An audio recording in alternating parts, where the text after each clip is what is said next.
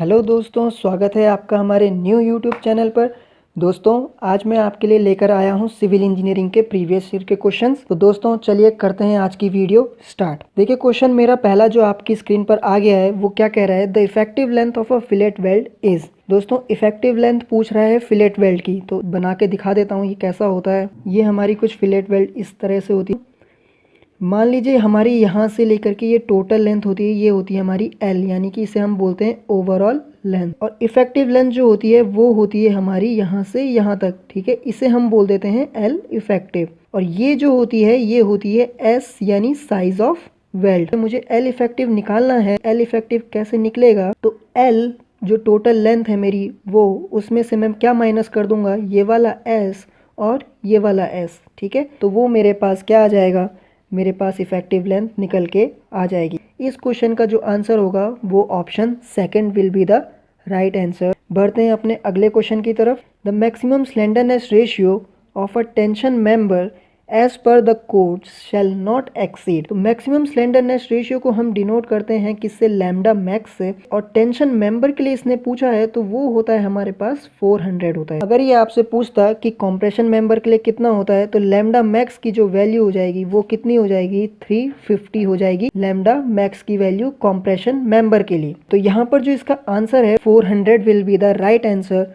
For this question. बढ़ते हैं अगले क्वेश्चन की तरफ। Deduction at cross wall for total length of the central line is. मान लीजिए हमारे पास ये वॉल थी, ठीक है, डिडक्शन मुझे करना है, ठीक है, क्रॉस वॉल की साइड से, ठीक है, total length of the central line, यानी मैं इसमें सेंट्रल लाइन भी बना देता हूँ। क्रॉस वॉल की जो टोटल लेंथ होगी वो कोई ये वाली होगी, ओके। तो ये वाला पोर्शन मुझे डिडक्ट करना है, यानी ये वाला t/2 हो जाएगा, ठीक है, और ये वाला भी t/2 हो जाएगा, यानी t/2 और t/2, तो क्या हो जाएगा, टोटल हो जाएगा t। That means option 3 will be the right answer for this question. अगला क्वेश्चन क्या कहता है दोस्तों, task for a mason per day to build half brick wall in the partition is. जो एक मैसन होगा वो एक दिन में कितनी हाफ ब्रिक वॉल रेडी करेगा। जो एक मैसन एक दिन में जो हाफ ब्रिक वॉल तैयार करेगा वो करेगा 5 metre square, okay, 5 metre square per mason per day. ये एक दिन में तैयार करेगा एक मैसन। अगर हमसे क्वेश्चन पूछा जाता सब स्ट्रक्चर में क्या होगा दोस्तों, उसमें 1.25 मीटर क्यूब पर पर्सन पर डे होता, या फिर पर मैसन पर डे होता, ओके, सब स्ट्रक्चर में। और अगर हमसे बात करेगा सुपर स्ट्रक्चर की, तो सुपर स्ट्रक्चर में क्या हो जाएगा दोस्तों, 1 मीटर क्यूब पर पर्सन पर डे हो जाए। नेक्स्ट क्वेश्चन क्या बोल रहा है, the deduction in lintels over openings is. मान लीजिए ये मेरी वॉल थी और इसमें मैंने ये लिंटल प्रोवाइड किया है यहाँ पर। तो जो लिंटल मैंने प्रोवाइड किया है उसमें जो डिडक्शन होगा वो इस लिंटल का ही होना है वॉल में, यानी कि जो इसकी लेंथ रही होगी वो, और जो वॉल की विड्थ और जो इस वॉल की थिकनेस रहने वाली है, तो वो हमारा डिडक्शन हो जाएगा। तो इसका ऑप्शन ए जो है वो सही हो जाएगा इस क्वेश्चन में। बढ़ते हैं नेक्स्ट क्वेश्चन की तरफ। What is the dimension of A4 size drawing sheet. A4 size का दोस्तों ड्राइंग शीट का जो A4 साइज पेपर होता है उसकी जो डायमेंशंस होती हैं दोस्तों वो होती है हमारी 297 बाय 210 mm होती है। अगर आपसे पूछता A3 की कितनी होती है, या A2 की कितनी होती है, या A1 की कितनी होती है, तो आप इजीली बता सकते हैं। अगर मैं बोलूं A0 की, तो आपको दोस्तों केवल एक याद रखनी है, वो है A0 की। A0 की वैल्यू होती है 1189 बाय 841। अब मैं A1 की वैल्यू कैसे निकालूंगा, देखिए 841 को मैं यहाँ लिख देता हूँ, और 1189 जो था इसका मैं हाफ कर दूंगा, 595। अब मैं A2 की बात करूं, मैं 595 को मैं यहाँ लिख दूंगा और 841 का मैं हाफ कर दूंगा, 420। ऐसे ही मैं A3 की निकाल लूंगा, ऐसे ही मैं A4 की निकाल लूंगा। तो हमारा जो राइट आंसर है वो क्या है, 297 बाय 210 mm। हमारा नेक्स्ट क्वेश्चन जो कह रहा है वो क्या कह रहा है कि primary mode of force transmission in HSFG bolt. HSFG की फुल फॉर्म होती क्या होती है, high strength friction grip bolt, ठीक है। और जो इसमें प्राइमरी मोड होता है दोस्तों वो फ्रिक्शन ही होता है, ओके। तो इसका जो ऑप्शन है वो फर्स्ट ऑप्शन इसका सही हो जाएगा। इसमें जानने वाली बातें क्या हैं दोस्तों? पहली बात, ये मीडियम कार्बन स्टील होता है, ठीक है। लेस डक्टाइल होता है हमारा, किससे? ब्लैक बोल्ट से, ठीक है। और जो हमारा ब्लैक बोल्ट होता है दोस्तों, वो हमारा यूज़ होता है हमारा लाइट स्ट्रेंथ के लिए, okay, used for light strength. तीसरी बात जानने की ये है, HSFG बोल्ट जो है वो बेटर फैटिग स्ट्रेंथ देता है, यानी फैटिग हमें पता है क्या होता है, रिसाइकलिंग द फोर्स, ठीक है। चलिए बढ़ते हैं अपने नेक्स्ट क्वेश्चन की तरफ। The shape factor of N isosceles triangle should be. Isosceles triangle जो होता है हमारे पास, उसके लिए जो शेप फैक्टर होता है वो हमारा 2.34 होता है। अगर मैं आपसे पूछूं कि रेक्टेंगल का क्या होता है, तो रेक्टेंगल का जो होता है वो होता है 1.5 होता है शेप फैक्टर। अगर मैं बात करूं स्क्वायर की, तो स्क्वायर में भी होता है 1.5, ठीक है। अगर मैं बात करूं सर्कल की, तो सर्कल में होता है 1.67, करूँ अप्रॉक्सीमेटली हम 1.7 ले लेते हैं। अगर मैं बात करूं डायमंड की, तो डायमंड में हमारे पास होता है 2, और एच सेक्शन की मैं बात करूं तो वो भी होता है 1.5, और आई एक सेक्शन है, ठीक है। आई सेक्शन जो होगा उसकी होती है 1.14 होती है, ओके दोस्तों, ओके। तो यहाँ पर option C will be the right answer for this question. चलिए बढ़ते हैं नेक्स्ट क्वेश्चन की तरफ। नेक्स्ट क्वेश्चन क्या कह रहा है दोस्तों? The permissible bending stress in steel is. Permissible bending stress होता है स्टील में, वो कितना होता है? बेंडिंग के लिए जो हम परमिसिबल स्ट्रेस लेते हैं उसे हम डिनोट करते हैं सिग्मा CV से, और वो होता है हमारा 0.66 ऑफ FY, ओके।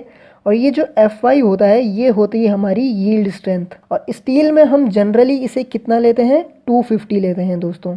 तो हम वैल्यू डायरेक्टली पुट कर देंगे 0.66 इंटू 250, जो कि हमारी कितनी आएगी? 1650 kg पर स्क्वायर सेंटीमीटर के आसपास आएगी। तो हमारे ऑप्शन हम देखेंगे कौन सा इसके मोस्ट अप्रोप्रिएट आंसर हो सकता है, ठीक है। तो वो 1890 kg पर स्क्वायर सेंटीमीटर इसका आंसर हो जाएगा दोस्तों, यानी option B will be the right answer for this question, okay. Next question क्या कह रहा है दोस्तों? As per IS standard rolled steel beam section are classified into. क्या कह रहा है? IS स्टैंडर्ड के अनुसार कि जो रोल्ड स्टील बीम सेक्शंस होते हैं वो कितने सीरीज में हमारे क्लासिफाइड हुए हैं, या इस IS स्टैंडर्ड ने उसे कितने सीरीज में उसे क्लासिफाई किया है? तो उसे 5 सीरीज में क्लासिफाई किया गया है। कौन सी है वो 5 सीरीज? आइए देखते हैं। ISJB, ठीक है, जिसे हम इंडियन स्टैंडर्ड जूनियर बीम बोलते हैं। ISLB, जिसे हम इंडियन स्टैंडर्ड लाइट बीम बोलते हैं, ठीक है। नेक्स्ट होती है ISMB, जिसे हम बोलते हैं इंडियन स्टैंडर्ड मीडियम बीम, ठीक है। नेक्स्ट होती है हमारी ISHB, जिसे हम बोलते हैं इंडियन स्टैंडर्ड हैवी बीम, ठीक है। और एक और होती है दोस्तों ISWB, जिसे हम बोलते हैं Indian standard wide flange beam, okay. तो ये 5 सीरीज हैं जिनमें इन्हें क्लासीफाई किया गया है दोस्तों, ठीक है। D option will be the right answer for this question, okay. चलिए बढ़ते हैं नेक्स्ट क्वेश्चन की तरफ। नेक्स्ट क्वेश्चन क्या कह रहा है दोस्तों? Select the determinate structure from the following. Determinate structure वो स्ट्रक्चर होता है जिसमें नंबर ऑफ अननोन रिएक्शंस जो होती हैं हमारी, ठीक है, वो लेस देन या फिर इक्वल टू होंगी नंबर ऑफ इक्विलिब्रियम इक्वेशन, ठीक है। इक्विलिब्रियम इक्वेशन होती क्या है? 2D के लिए मैं बात करूं तो summation of horizontal will be 0, summation of vertical will be 0 and summation of movement will be 0, ठीक है। तो ये होती है हमारी इक्विलिब्रियम इक्वेशन। तो अब हम इसे क्या करेंगे? अब हम एनालाइज करेंगे और देखेंगे कौन सा इसका आंसर होगा, ओके। तो सबसे पहले मैं बात करूं अगर फिक्स बीम की, तो फिक्स बीम जो होता है वो दोनों साइड फिक्स्ड होता है, ठीक है। तो इसमें नंबर ऑफ अननोन रिएक्शन जो होती है वो इधर 3 होगी, वो भी इधर भी 3 होगी, यानी 3 + 3 दैट मीन्स 6, जो कि मेरा नंबर ऑफ इक्विलिब्रियम इक्वेशन से ज़्यादा है। इसलिए ये क्या हो गया? इनडिटर्मिनेट स्ट्रक्चर, दैट मीन्स पहला ऑप्शन हमारा गलत है। दूसरे की मैं अगर बात करूँ 2 हिंज आर्चेस, तो 2 हिंज आर्चेस कुछ इस तरह से होगा, ठीक है। यहाँ पे हमने हिंज प्रोवाइड कर दिए दोस्तों, ठीक है। हिंज यानी यहाँ पर 2 होती है नंबर ऑफ अननोन रिएक्शन, ठीक है। तो 2 + 2 दैट मीन्स ये भी 4 हो गया, यानी 3 से ज़्यादा है तो ये भी नहीं होगा, ठीक है। नेक्स्ट मैं बात करता हूँ कॉन्टीन्यूस बीम की।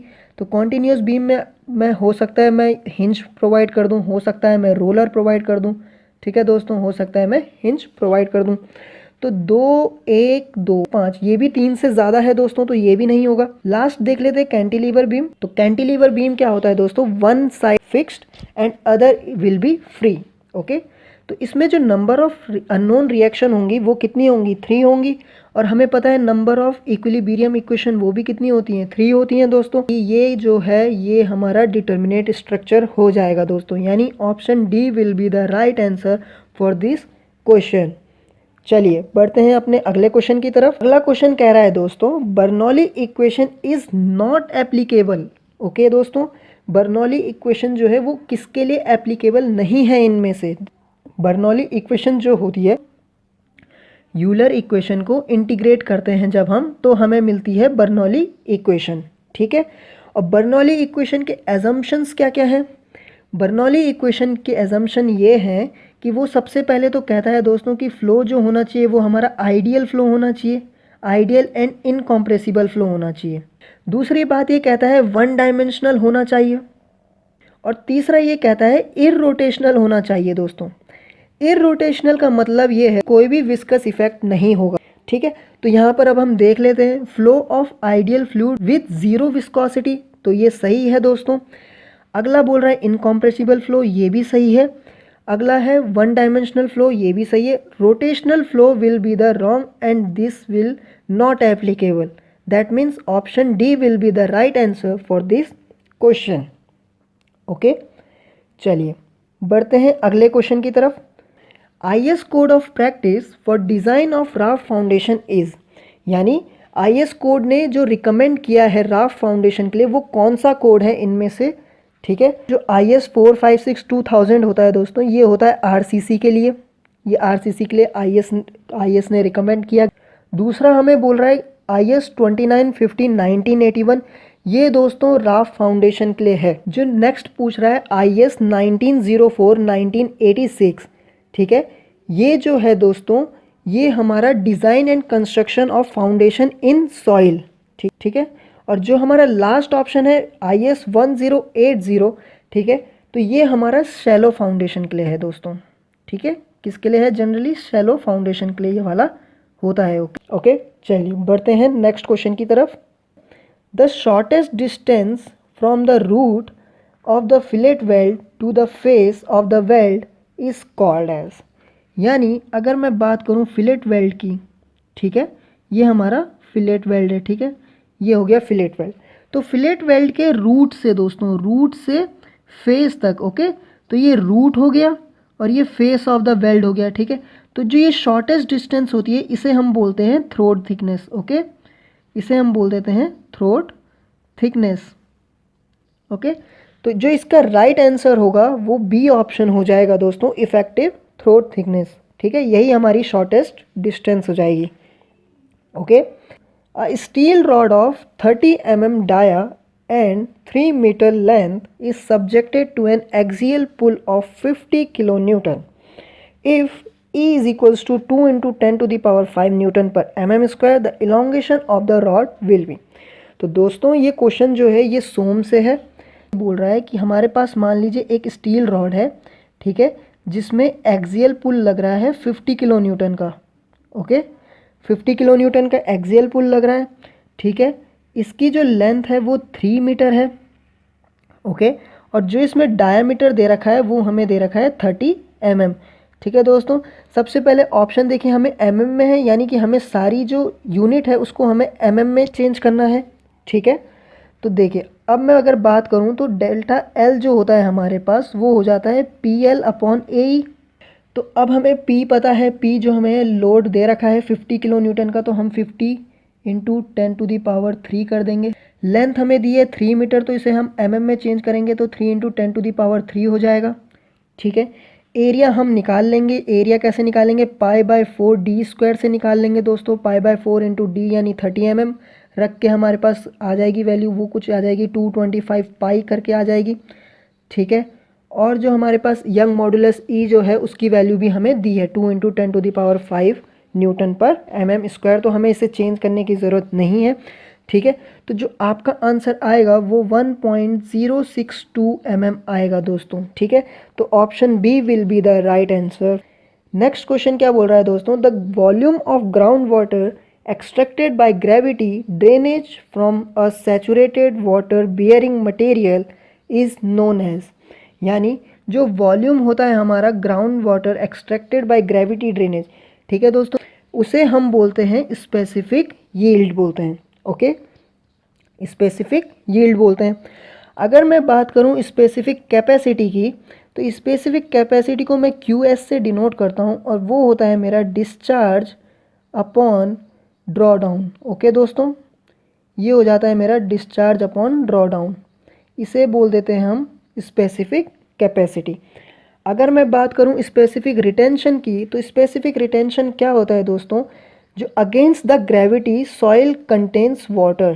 ठीक है दोस्तों, ग्रेविटी की अगेंस्ट में जो सॉइल कंटेन करेगी वाटर को, उसे हम बोल देते हैं स्पेसिफिक रिटेंशन। ओके, और एक फॉर्मूला जो है दोस्तों वो याद रखने वाला है, specific yield plus specific retention is equals to porosity.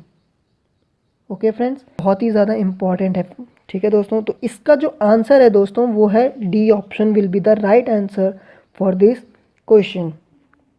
चलिए दोस्तों बढ़ते हैं अपने अगले क्वेश्चन की तरफ। If the pump head is 75 metre, discharge is 0.464 metre cube पर second and the motor speed is 1440 RPM at rated condition, the specific speed of the pump is about। दोस्तों, तो फॉर्मूला जो होता है स्पेसिफिक स्पीड का वो मैं आपको बता दूं, वो होता है हमारे पास n√Q अपॉन HM की पावर 3/4। ओके दोस्तों, जिसमें जो n होता है वो होता है हमारे पास speed of pump. Okay, speed of pump. ठीक है, Q आपको पता है डिस्चार्ज होता है। ठीक है, और जो HM होता है वो होता है हमारा मैनोमेट्रिक हेड है 75 मीटर। ठीक है, वैल्यूज़ आपको सभी दी हुई हैं। वैल्यूज़ जो आएगी आपकी वो आएगी आपकी 38.488। ओके फ्रेंड्स, तो इसका जो आंसर हो जाएगा वो सी ऑप्शन हो जाएगा। ठीक है, C option will be the right answer for this question.